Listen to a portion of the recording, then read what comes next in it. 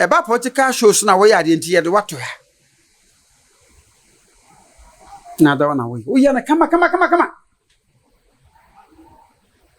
Obi ankase yanko holidays. Ejuma mu ha. Holidays wo.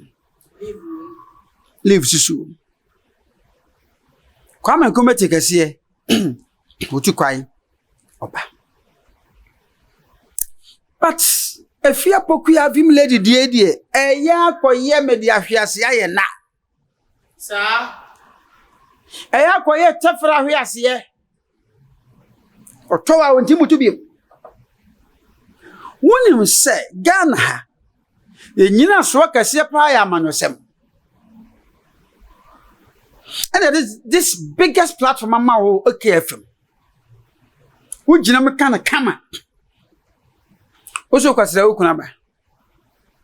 Okoya akwa dani ajo asafo. Hey, but we dey serious. So dem say we dey make asama minimum asam ne ka. Akwa dani ajo asafo. Dey na opa kire. Cha ajo asafo ajo no so okọ no say ye dey le bojo na no bai. Wa man ka yi lebi genti mi ampase. Ajo abaja ma me. Ye za kwahire nu waba. Emenya post bi ya na omtimi yom dey too much.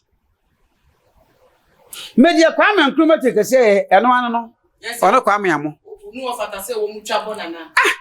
Yen ka say. Hwe ma me ka say fa chiro. Mam chi okoli gan so watch. Wo mu ka say wan to so mu duedue mu yesi akatua kura wo gikura so se ne bi wa ha.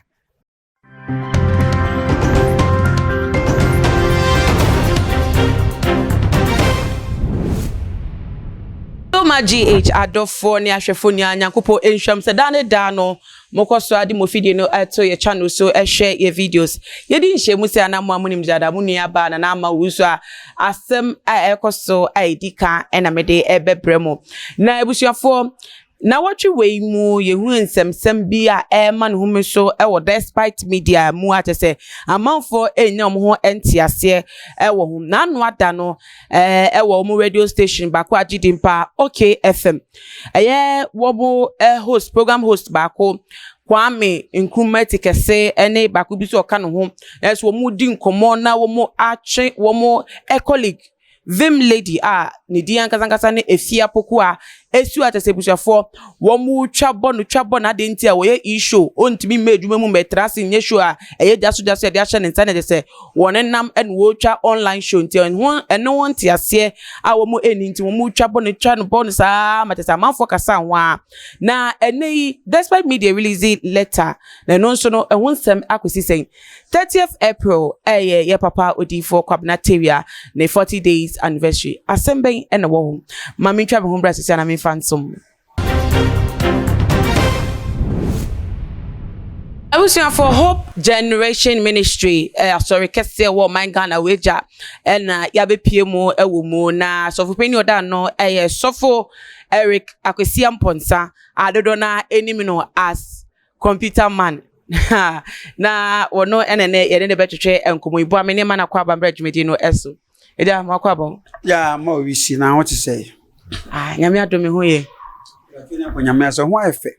Nyame adom. Style efe no. If anything. One taki polo. Hey, me hu asempo amenka then say no chese saying. E no chire pefe se nyame oni wadi ni yi. Nyame no wadi. Oni made ni yampa. Ebusafo mummu amena menda e papa computer man ase waye ade amana so meni akasa me mame etoye odimechi bo amia matese yiyo no mu sa obode menka enchire mu ye but waye ade mummu amena menda na ase bidasi papa Nyamo so mummu amena na nyame azizisi obai nyame adomaja me be fa na kama yire ho hallelujah minto so an wose yeah talk on if you asem na no me pa cho what to say efia pokua vim lady na sentem no ntimi ma adwuma mu say na yenim say no despite media o ye adwuma ye dwumde edinde dwaso na dwumde dan na so na so ntimi ma nyanti no akoye online show a o ye obemu what bisa na wa hwa hu bibisa So on said despite media if you're aim fee no mo sha se nante ya chepa despite the ro se kwame Dr. Michelle minimum da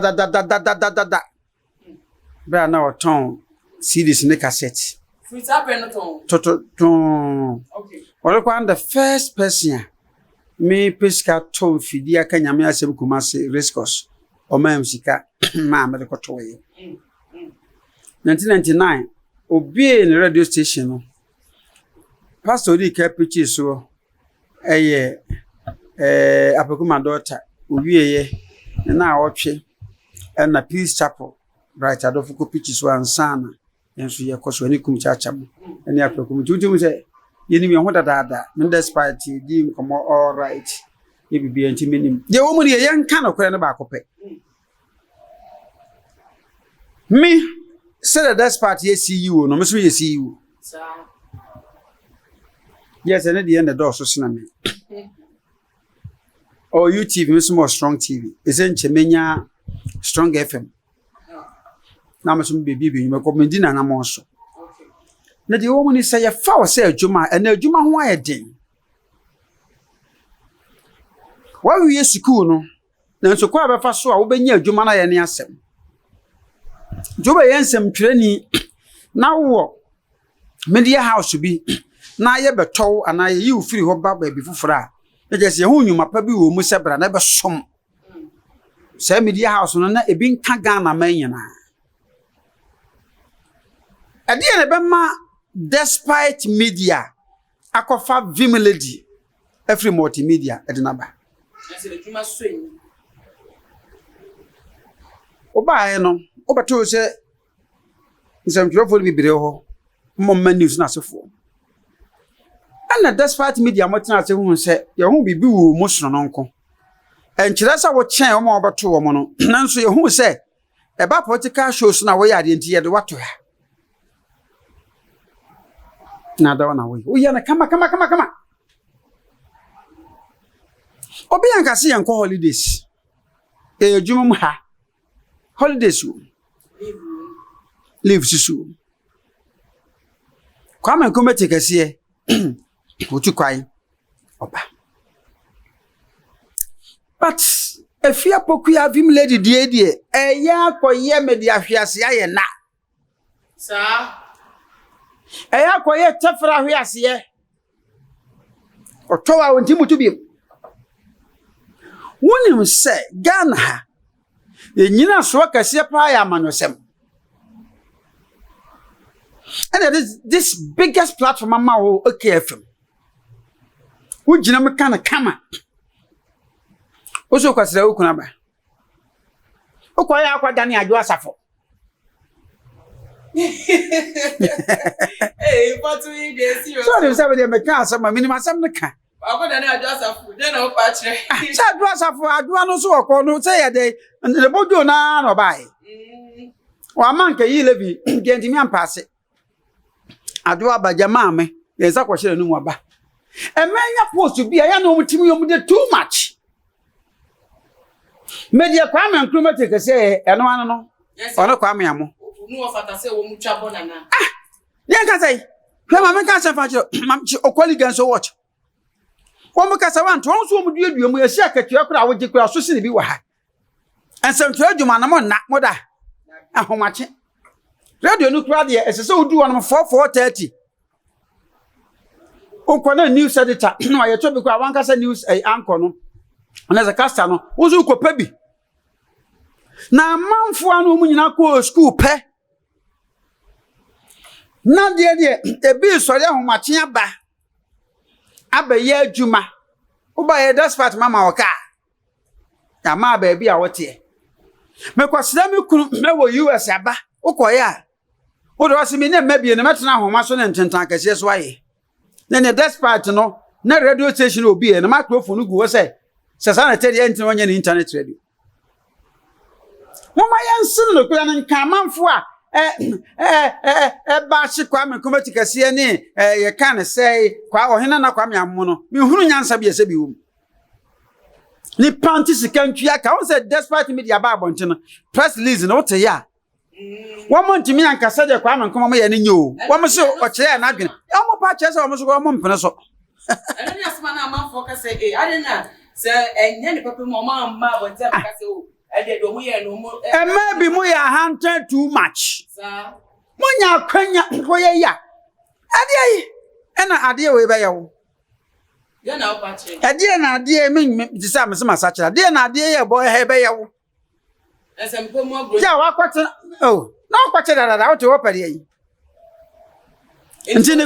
aw men kasa na o kwase okuna abosu mi nsia nso okoye abosu mi nwotwe na ya be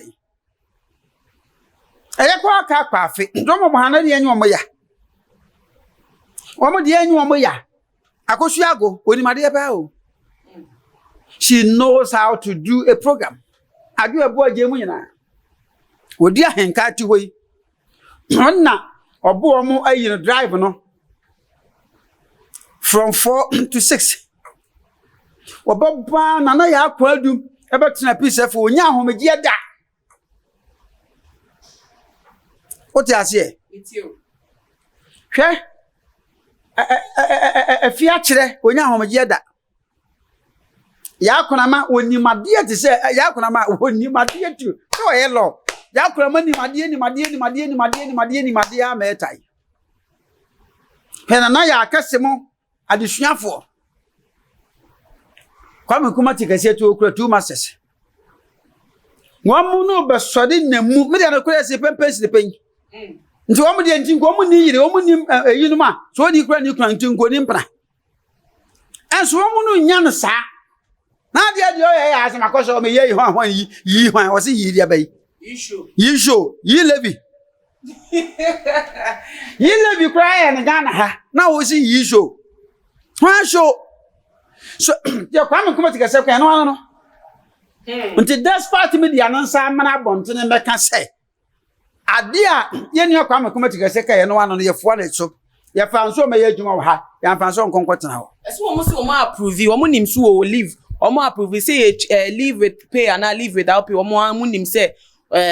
or the letter bro no magia tum so onko akwentu mate so mo fa no so ye nti we dey say nka so mate ase de nya asemi a ese atwe ho man to bi say condemn aboa nka kwa man koma kenka despite media be condemn no o man condemn le je say homo kura no homo mpune bibi so kakra ho enso mo ne ya adwen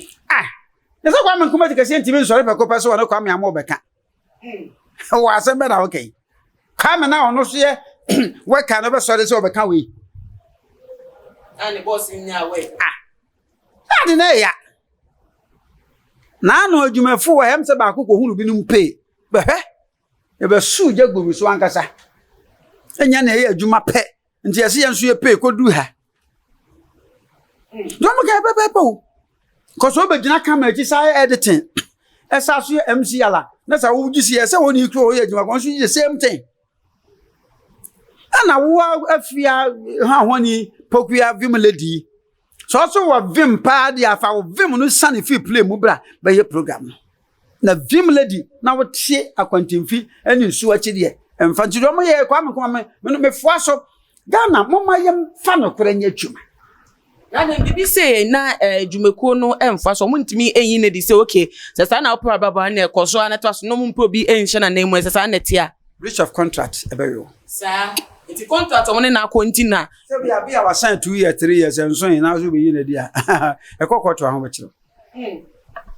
anuntia but omon sitting ni panka je say he fi abra tenti no obi ni wo sign contract otimi ye de ope contract me si me ye dwuma manti ye wo some regulatory you ha e wo contract no so ye ha o ye dwuma ni wa wontimi na obi ntwempena mo de ti pe be yi modi e wo dwuma ni eish na meguma dwuma adwuma bebere wona obi twempena wontimi se woni duty a wontimi nko studio ho we dwuma ni kwa na woni duty antimi nko omo duty omo timi ko ene omo so editing sa se achichechichem okay nti woni bibia fa TV no ho a woko wura dem akopede ya ha wontimi mfa chie nkoje contract e ma na ma e wa bra programs manager any can say marketing manager any movie anase bia general manager production manager kra no ni mo sam kofo ni mo yantimi nkoda ndi wo ebe nso akwaje advert ye dam frem ma wo bo no ye kwahye no ye ne se eni ye no so bepepa ho ana yi wadi ye won sem bia ye internet tv no so wonka nsem abetimi adane o ma na butuo nsem abekon ti aban na enye nsem a eye threat nsem a eye personal attacks ye nka wa ha ti se wo ba ne di nyina ahye onse na penso no asan ubusu a ya pam nti oni obebe bia no ye san 2 years ti se 2 years no nso na se ye ti se du ba bia de ne pa na mra ne betimi awewo ya sana so onya bi na se ye pam o timi de ye ko Ghana Labour Commission almost be jina so de yakọ court mra ne ba we yo enti na se bebi edui na se ne aircon so no futuo be na wo de be ma eye ye nua ba na ebinum so maame efia poku a oni mi ti okoya wa che no so no na no kan sem so eyi amanyofo na boro no ama bobo na sumu efia poku ya de abudo edi no osura am se na no bi e pae no okopempam ibi ane yi sa ne ye efia poku ya na no ye wo oni program ye but if you say we sit here no me some you na de bianka mebo no because no on ka ba ko on nyai o ka ba ko be kan nan o kan si o be kan so but on in program ye media na se but on say fear too rude sana me hu no ka sem pempemi o ba za me no tra but e bi so akono de ba say ejuma wo ye ne de ejuma wo ya so ba de we don't fa won to be ma just be ya me attack no me de say me ni wo musu no mo bai nti mesese se o san no mra ida so be san ya be na djuma o ntimi anka se bia mpacho ma resign mpo foforo so a period na so be tena be chi o se me ye yi show o ma be tue yi lebi bi no nya yi show ni yo eja we de mesemeka nyame adoma 30th April yi na ye papa odifo kwabna tewia odifo kwabna tewia what's the name ne 30 ne 40 days mpacho an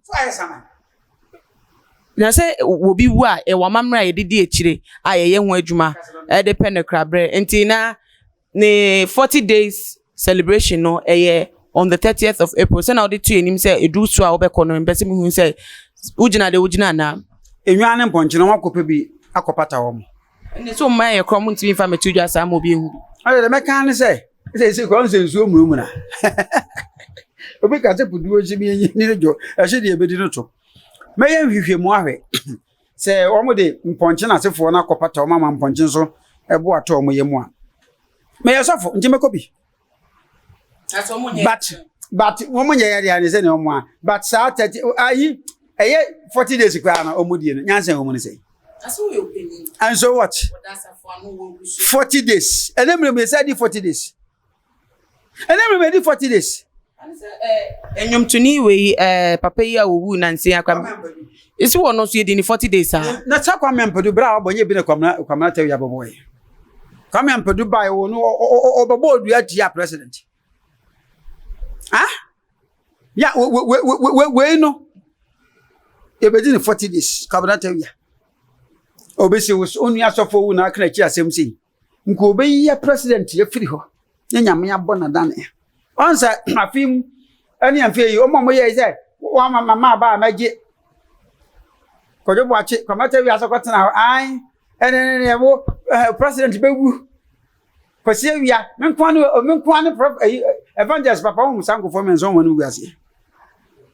kojo bo achi kwade na ho to ne ba ono ofri mu fia mama na kasa na ho abanyam ono kwade ne de ne ye kakra yesese nyame san ya de ono ko obi ono yare ono ne so me kasa wa ha sesu se twa di fugu monkwa di fu o mo de wa ye obi a wo pen ma sori abegya na so se wo da so ye ntwanguo no kojo bo ache sesan ho memfa ho ni wuni abe comment ye memfa ho eti kwabena tawi ade eye ayi so a kwasi awi aso nso ti bukusu kwasi awi ase emfa so sika man nso de ma siampanyi ni sa na no ti kumase ni ti nwafuo se huhu amoa na mefen no ono no se emfa nye hwe mo kwabena tawi ade na me pana sempa but nyan ne mponche na wo hye wo mo ya adane ne na akokora ya wo si obewu no president wana na wo tentindi yo e na wo na ahye fo 40 days wo di ne nyansa bi anim nanso meto afa wo meto afa wo se me de mani ko ha de me kwa na bonsa 40 days no ya monsa akasi wo 40 days wa bonsa amana bro so 50 Ghana we 40 days hu hia ya mamra na wa na wo kan sesa ne 40 days so ya jensa body say eye de nimti ayi kase ne ye kokko bonsa ne de bia mane ma oja wo kire ne yire ene na yire nom ahi na onim so wa saka mata wi amaka na se oba me ho na baka jam se o menua na tena udi matem sa na mse kwabana wo ye de yanka wonim entia na no se wo de me ko ba bai na maka so baka se mmese mi nko kan wono nka sa nko betepe nti me se me ko yi na se amabo apro so 30 Ghana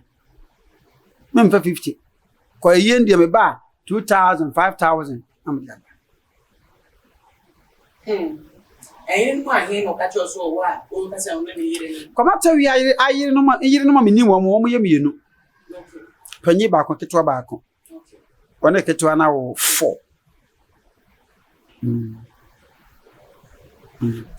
yo na se nkomodi no nti no wo bako 40 days bako ejuma na ba kire empa na me bo se nsuo ntwa